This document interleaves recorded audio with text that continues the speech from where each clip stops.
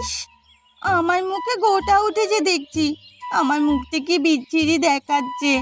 এখন আমি এর মুখ নিয়ে বাইরে কি করে বেরোবো?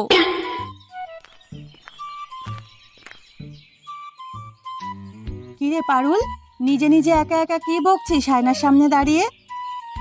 মা, এই দেখো না, আমার মুখে গোটা উঠেছে। আমাকে দেখতে কি বাজে লাগছে মা। দূর, আমার ভালোই লাগছে না। কোথায় দেখি, একবার দেখি তো তোর মুখটা। ওহো, তোর তো মুখে ব্রণ উঠেছে। উল্টো পাল্টা খেলে বা বেশি ভাজা পোড়া তেল মশলা খেলে মুখে ব্রণ ওঠে। কিন্তু মা, আমি তো তেমন কিছুই খাইনি মা, তাহলে আমার মুখে ব্রণ কেন উঠলো? হয়তো পেট পরিষ্কার হয়নি, তাই। বেশি করে জল খাবি, বুঝলি? শাক শশা এসব খেলেও পেট পরিষ্কার থাকে, আর মুখে ব্রণ ওঠে না। সবই তো বুঝেছি, কিন্তু এখন আমি কি করব বলো? মুখটা কেমন যেন দেখাচ্ছে, আমার ভালো লাগছে না। আচ্ছা আচ্ছা, আমি তোর জন্য নিম পাতা আর কাঁচা হলুদ বেটে লাগিয়ে দেব। দেখবি খুব তাড়াতাড়ি তোর মুখের ব্রণ সেরে যাবে। আর শোন, বাইরের কোনো খাবার খাস না কিন্তু। মা, তুমি তো জানো আমাদের অভাবের সংসার। দুবেলা দুমুঠো খাবারের জন্য কত কষ্ট হয়। তার আবার বাইরের খাবার তো দূরের কথা। বাইরের খাবার প্রশ্নই আসে না। আমাদের কপালে কি আর বাহ্যিক কিছু উপভোগ করার সুখ আছে? ও মা, আবার কি সব কথা নিয়ে বসলে? তুমি না বললে নিম পাতা আর কাঁচা হলুদ বেটে দেবে? তাহলে দাও, আমি লাগিয়ে রাখি মুখের গোটাতে। ঠিক আছে, আমি এখনই তোর জন্য নিম হলুদ বাটা তৈরি করে দিচ্ছি, আর সাথে চন্দন। দেখবি এটা লাগালে তোর মুখে আর কোনো ব্রণ থাকবে না।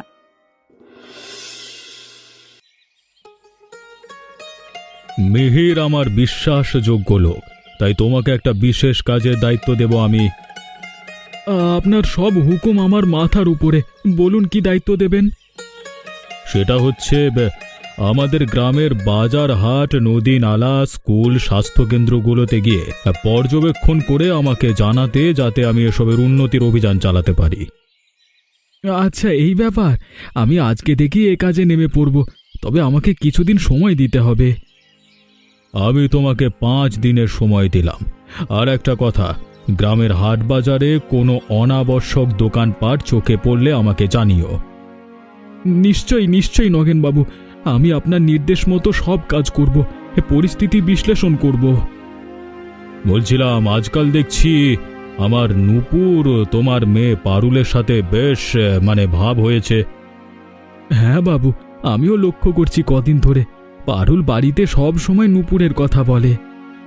মেয়ের একটা কথা মাথায় রেখো, এই গ্রামে আমার অবস্থান কোথায় সেটা তুমি ভালো করেই জানো। আর নূপুর যেহেতু আমার মেয়ে, তাই ওর মেলামেশা আমাদের বড় বাড়ির কারোর সাথেই হোক। বুঝতে পেরেছি নগেনবাবু, আপনি কি বলতে চাইছেন? বুঝতে পেরেছ যখন, তাহলে মেয়েকে সাবধান করে দিও, যাতে পারুল নূপুরের সাথে মেলামেশা বন্ধ করে দেয়। আগে নগেনবাবু, বলছিলাম তারা বাচ্চা মানুষ, যদি আপনি দয়া করেন তাহলে ওদেরকে ওদের মতো থাকতে দেওয়াটা ভালো হবে। এখন তুমি আমাকে জ্ঞান দিতে শোনা, আমি যা বলছি তাই করো। মেয়েকে সাবধান করে দিও, সে যেন নূপুরের সাথে মেলামেশা না করে, নইলে কিন্তু পরিণাম ভালো হবে না। নগেনবাবু, আপনি উত্তেজিত হবেন না, আমি পারুলকে নূপুরের সাথে মিশতে বারণ করব। ওই দেখ নূপুর, ফুচকাওয়ালা। হ্যাঁ, চল চল, ফুচকা খাই। তুই খা নূপুর, আমি খাবো না। কেন? এই তো ফুচকাওয়ালা, দেখে খুশিতে নাচছিলি, এখন আবার কি হলো? না যে, কিছু হয়নি। তুই খেয়ে আয়, আমি এখানেই আছি। না, হতেই পারে না। তুই আমার সাথে ফুচকা না খেলে আমিও খাবো না। বললাম তো আমি খাবো না। কিন্তু কি হলো পারুল, সেটা তো বল আমাকে। বল না পারুল, আমি তো তোর প্রিয় বান্ধবী, আমাকে বলবি না? আসলে আমার কাছে ফুচকার টাকা নেই। আমার বাবা গরিব, তাই কোনো মতে দুবেলা দুমুঠো খেতে পাই। আর বাড়তি শখ পূরণ করার ইচ্ছে থাকলেও উপায় নেই। ও, এই ব্যাপার। আচ্ছা, তুই আমাকে নিজের প্রিয় বন্ধু ভাবিস তো? হ্যাঁ, কেন? তোর মনে কোনো সন্দেহ আছে? তোর কথা শুনে সন্দেহ আমার জাগছে। তুই বোধহয় আমাকে মন থেকে বন্ধু ভাবতে পারছিস না। কেন এ কথা বলছিস বলতো? তুই তো আমার প্রিয় বান্ধবী। তাহলে আমায় কি আমার প্রিয় বান্ধবীকে ফুচকা খাওয়াতে পারি না? আচ্ছা ঠিক আছে, আমিও তোর সাথে ফুচকা খাবো। আমরা দারুণ মজা করব। চল চল।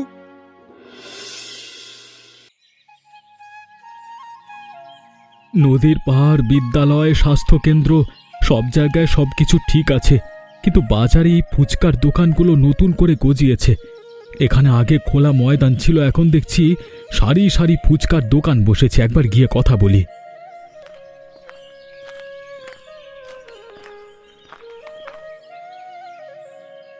এই যে শুনছেন? দাদা বলুন, আপনাকে কি ঝাল ফুচকা দেবো না টক ঝাল মিষ্টি মিলিয়ে দেবো? আমি ফুচকা খেতে আসিনি, আমাকে গ্রামের জমিদার মানে নগেনবাবু পাঠিয়েছেন। ও আচ্ছা, তার মানে আপনি নগেন বাবুর জন্য ফুচকা নিতে এসেছেন? আপনি ভুল করছেন, আমি কোনো ফুচকা কিনতে আসিনি। আমি এসেছি এটা জানতে, আপনারা যে এখানে দোকান দিয়েছেন কার অনুমতি নিয়ে দোকান দিয়েছেন সেটাই জানতে। বাবু, আমরা গরিব মানুষ, বড় ব্যবসা করবার সামর্থ্য নেই, আর এই জায়গাটা দানের, তাই তাই এখনই আমরা ফুচকার দোকান দিয়েছি। ও, দানের জায়গায় দোকান দিয়েছো? তাহলে নিশ্চয়ই নগেন বাবুকে এ বিষয়ে না জানালেও হবে। বাবু কিছু বললেন? না না, কিছু না, ঠিক আছে। তাও একবার নগেন বাবুকে জানিয়ে রাখবেন। বলছেন যখন নিশ্চয়ই জানাবো। আচ্ছা, একটা ফুচকা খেয়ে দেখুন আমার দোকানের, আপনাকে দাম দিতে হবে না। দাও দেখি, দাও।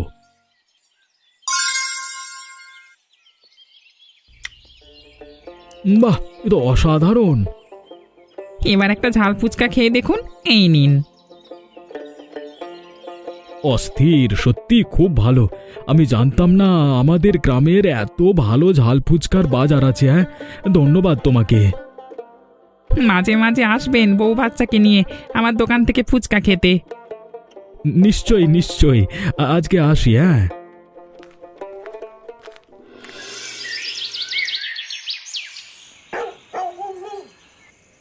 নূপুর, আয় চল, খাবি চল, অনেক রাত হয়ে গেছে। বাবা, আমি খাবো না, আমার খিদে নেই। কেন নূপুর, তোমার শরীর কি খারাপ হয়েছে নাকি? না না, আমি ঠিকই আছি। তাহলে খাবে না কেন? রাতে না খেয়ে শুলে শরীর খারাপ করবে। আয় আয়, খাবি চল, তুই তো জানিস তোকে ছাড়া আমি একা একা খেতে পারি না।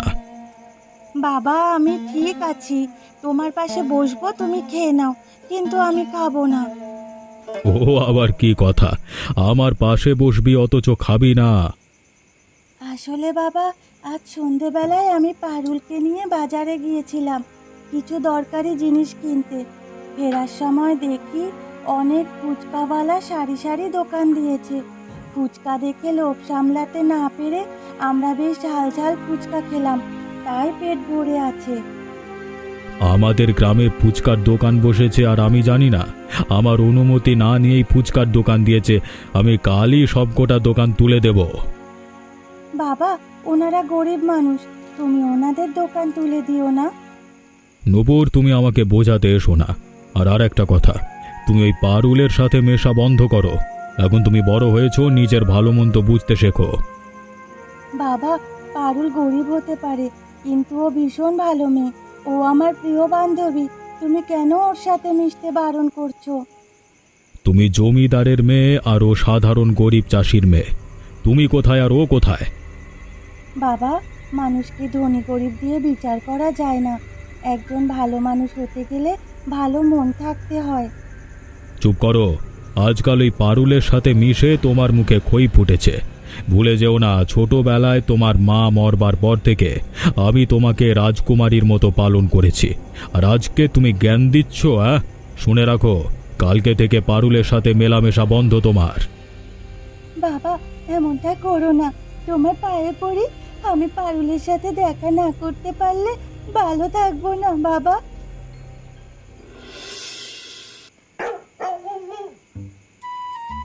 জীবনে কি পাবো না, ভুলেছি সে ভাবো না। ডিজিং ডিজিং ডিজিং।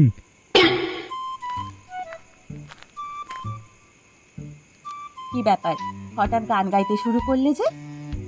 আমি আজ ফুচকা খেয়ে এসেছি। ফুচকা কোথায় পেলে তুমি? আরে আজকে নগেন বাবুর কাজ নিয়ে বাজারে গেছিলাম। সেখানে বাজারের সামনে মাঠের মধ্যে সারি সারি ফুচকার দোকান বসেছে, সেখানেই খেয়ে এসেছি। বাবা, আমিও আজ বিকেলে ফুচকা খেয়েছি। পারুল, তোকে আবার ফুচকা খাওয়ালো কে? আমাকে নূপুর ওর সাথে বাজারে নিয়ে গিয়েছিল, সেখান থেকে ফেরার পথে ফুচকা খাওয়ালো। সত্যি ঝাল ঝাল ফুচকা খেতে আমার খুব ভালো লেগেছে। সত্যি বলেছিস পারুল, ফুচকাগুলো খেতে অসাধারণ। তবে ফুচকাওয়ালা আমার থেকে কোনো দাম নেয়নি, কারণ আমি নগেন বাবুর কাজে গেছিলাম তো, সে কারণে। বেশ, তোমরা বাবা মেয়ে মিলে পেট ভরে ফুচকা খেয়ে এসেছো, কিন্তু আমার কথা একবারও ভাবলে না। তুমি মন খারাপ করো না রমা, আগামী মাসে মাস মাইনে পেলেই আমি তোমাকে ফুচকা খাওয়াতে নিয়ে যাব। কোনো দরকার নেই, এমনিতেই সংসার চালাতে কষ্ট করতে হয়, আবার বলে অযথা খরচা হবে। না না, কোনো দরকার নেই। ও নিয়ে ভেবো না, আমি বাড়তি রোজগার করে তোমাকে ফুচকা খাওয়াবো। আচ্ছা পারুল, তোর সাথে একটা কথা আছে। বলছিলাম যে তুই কাল থেকে নূপুরের সাথে আর মেলামেশা করিস না। কিন্তু বাবা, তুমি হঠাৎ কেন আমাকে নূপুরের সাথে মেলামেশা করতে নিষেধ করছো? নগেন বাবু তোদের মেলামেশাটা ভালো চোখে দেখছে না, তাই আমাকে বলেছে তোকে যেন আমি বলে দিই। কি আশ্চর্য, নগেন বাবু কি করে এ কথা বললেন? ওরা বাচ্চা মেয়ে একসাথে পড়াশোনা করে, তাহলে মেলামেশা করতে অসুবিধে কোথায়? রমা, তুমি বোঝবার চেষ্টা করো। নগেন বাবুরা হচ্ছে ধনী মানুষ, আর আমরা দিন এনে দিন খাই। আমাদের সাথে মিশলে ওনাদের মান সম্মান ক্ষুণ্ণ হবে। তাই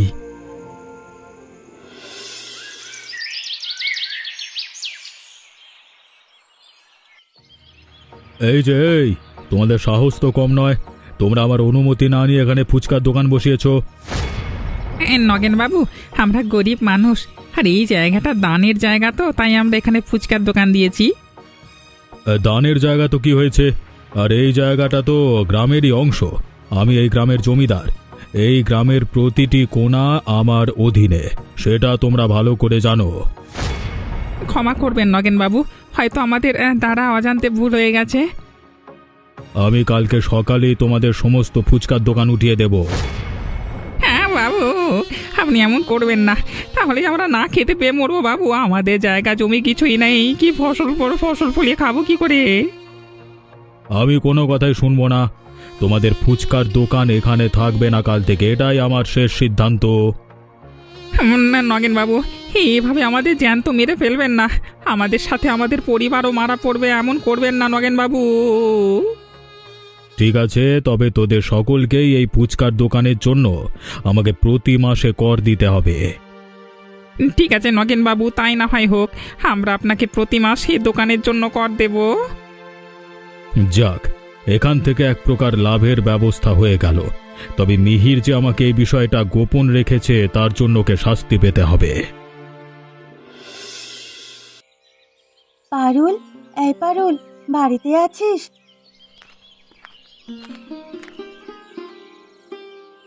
আরে নূপুর, তুই এসেছিস আমাদের বাড়িতে? হ্যাঁ পারুল, বাবা মানা করা সত্ত্বেও আমি তোর সাথে দেখা করতে এসেছি। নূপুর, বলছিলাম কি, তুমি কাজটা ভালো করলে না গো। তোমার বাবা নগেনবাবু জানতে পারলে ভীষণ রাগ করবেন। আমি জানি কাকিমা, কিন্তু বাবা যেটা করেছে সেটা ঠিক করেনি, তাই আমি লুকিয়ে বাবার চোখের আড়ালে পারুলের সাথে দেখা করতে এসেছি। নূপুর, তুই চলে যা, জ্যাঠামশাই জানতে পারলে কেলেঙ্কারি সৃষ্টি হবে। আরে আমি যাব তো, কিন্তু তার আগে তোকে নিয়ে বাজারে ঝাল ফুচকা খেতে যাব। সর্বনাশ! নূপুর, তোর কি মাথা খারাপ হয়ে গেছে? আমি যেতে পারবো না, আমার ভীষণ ভয় করছে। বলছি নূপুর, তোমরা না হয় অন্য একদিন বাজারে ফুচকা খেতে যেও, দরকার হলে আমি তোমার বাবার কাছে অনুরোধ করব। আজ তুমি চলে যাও। না না কাকিমা, আমি আজই পারুলকে নিয়ে বাজারে ফুচকা খেতে যাব। বাবা কারোর অনুরোধ শুনবেন না, তাই আজই যাব। কি জানি এরপর আর ওর সাথে দেখা করতে পারি কিনা। নূপুর, তুই এভাবে কেন বলছিস? ঠিক আছে, আমি তোর সাথে যাব। পারুল, নূপুর, তোমরা সাবধানে যেও। নগেন বাবু, আপনি আমাকে ডেকে পাঠিয়েছেন?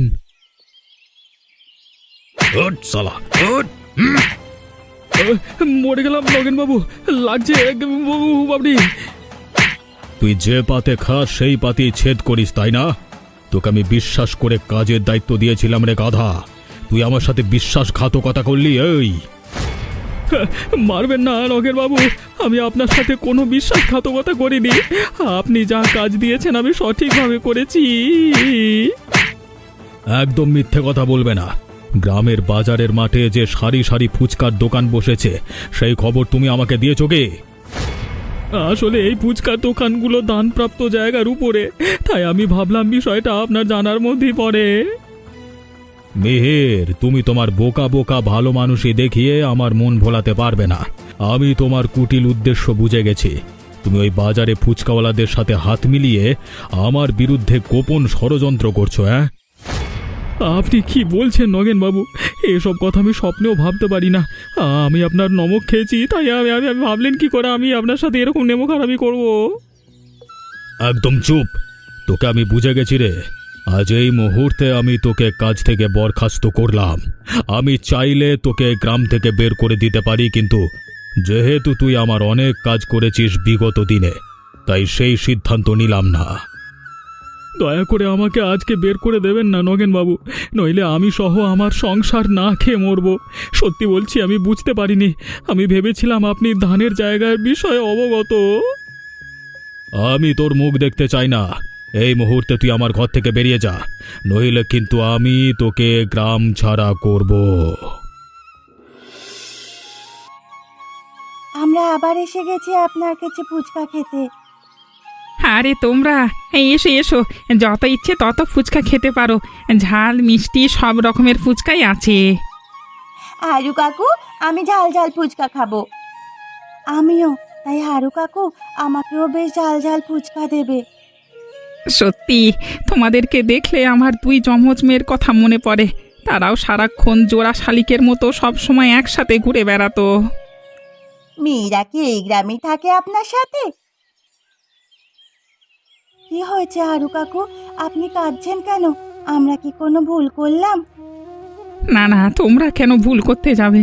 আসলে আমার দুই মেয়ে গত বছর একসাথে নদীতে স্নান করতে গিয়ে ডুবে যায়। ক্ষমা করবেন হারু কাকু, আসলে আমি জানতাম না, তাই অজান্তে আপনাকে দুঃখ দিয়ে ফেললাম। হারু কাকু, আপনি কাঁদবেন না। আজ থেকে আমরাও আপনার মেয়ের মতো। তাহলে এবার তোমরা ফুচকা খাও।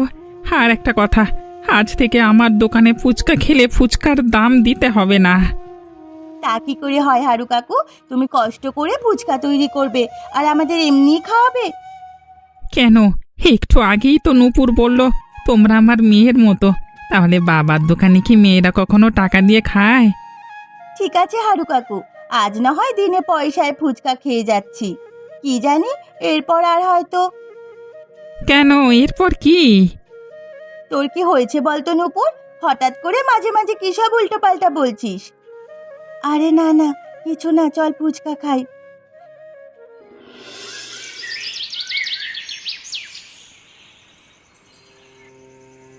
উফ বাবরে, মাগো, উফ বাবা। নগেন বাবু তোমার সাথে ভীষণ খারাপ কাজ করেছে। এইভাবে কেউ লোক দিয়ে কে মারে? তুমি সারাদিন কষ্ট করে ওনার কাজ করলে, আর শেষমেশ তোমাকে মিথ্যে দোষ দিয়ে কাজ থেকে তাড়িয়ে দিল। কি আর করবার, কপালে দুঃখ লিখে এনেছি, তাই নিষ্ঠা সহকারে কাজ করেও মার এই অবস্থা। আমি চিন্তা করছি এরপর সংসার কি করে চালাবো। তুমি এই শরীর নিয়ে এত চিন্তা করো না, কিছু না কিছু ব্যবস্থা ঠিকই হবে। আগে সুস্থ হয়ে নাও। নগেন বাবু যা করেছে তার শাস্তি উনি একদম ঠিক পাবেন। জানি না রমা, ওনার শাস্তি হবে কিনা, তবে একটা কথা বুঝলাম, এই দুনিয়ায় টাকাই সব। টাকা না থাকলে কেউ কারোর নয় গো। টাকা থাকলে ক্ষমতা থাকে, আর সেই টাকার দুর্ব্যবহার করে আমাদের মতো নিরীহ গরিব মানুষদের বড় লোকেরা দমিয়ে রাখে। তাই তো, কি আর করবে। রমা, রমা বলছি কি, আমি ভাবছি আমি সুস্থ হয়ে উঠলে একবার ফুচকা বাজারে গিয়ে হারুদার সাথে কথা বলবো কাজের ব্যাপারে। ওনার সাথে আলোচনা করে দেখি যদি কোনো কাজের ব্যবস্থা হয়। ঘরে বসে থাকলে তো আর হবে না, কিছু তো করতেই হবে। বেশ ভালো কথা, তবে তাই করো, কিন্তু আগে সুস্থ হয়ে নাও তারপর।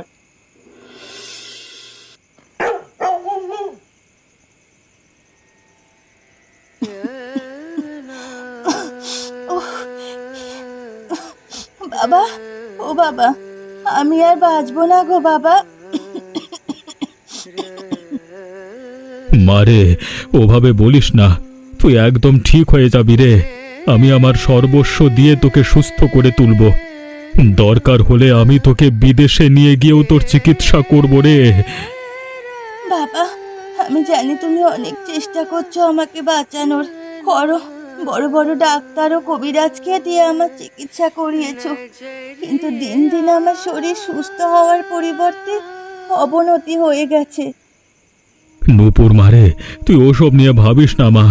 যেভাবেই হোক আমি আমার সর্বস্ব দিয়ে তোকে সুস্থ করবই। বাবা, আমার একটা ইচ্ছে পূরণ করবে? দেখো, তুমি মানা করো না।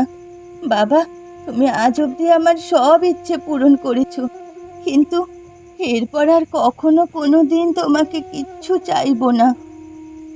বল নূপুর, আমি তোর জন্য কি করতে পারি? আমি পারুলের সাথে গ্রামের ফুচকা বাজারের ঝাল ফুচকা খেতে চাই। আমার ইচ্ছে পূরণ করবে তো বাবা? ঠিক আছে নূপুর, আমি নিজে পারুলের বাড়ি গিয়ে বলে আসব এবং মিহিরের কাছে আমার ভুলের জন্য ক্ষমাও চেয়ে আসব। আর তোকে বাজারে ফুচকা খেতে নিয়ে যাবার জন্য গরুর গাড়ির ব্যবস্থা করব। এবার খুশি তো? বাবা, আমি সত্যি খুব খুশি হলাম তোমার কথা শুনে।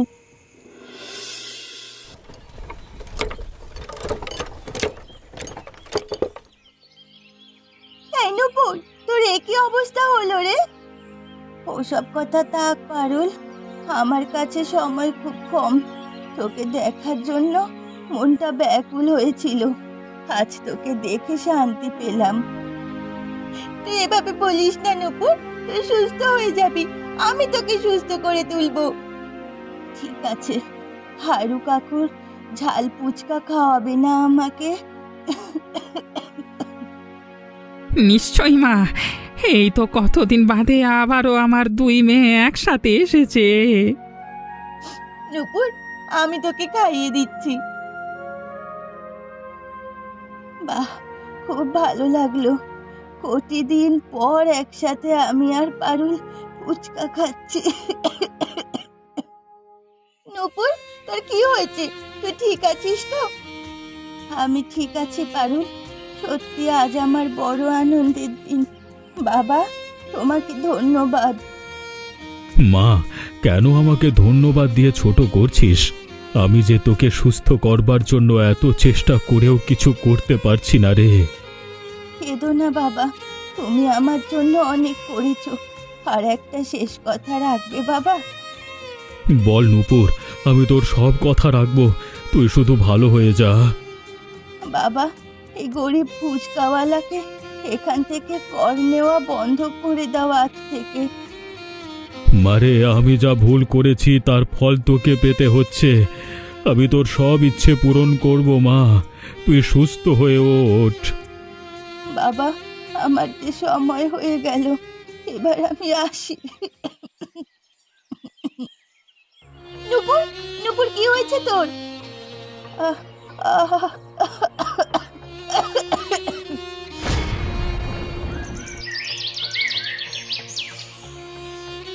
নূপুর, তুই কেন এভাবে আমাকে ছেড়ে চলে গেলি? নূপুর রে, এভাবে আমাকে ফাঁকি দিয়ে চলে যেতে পারিস না।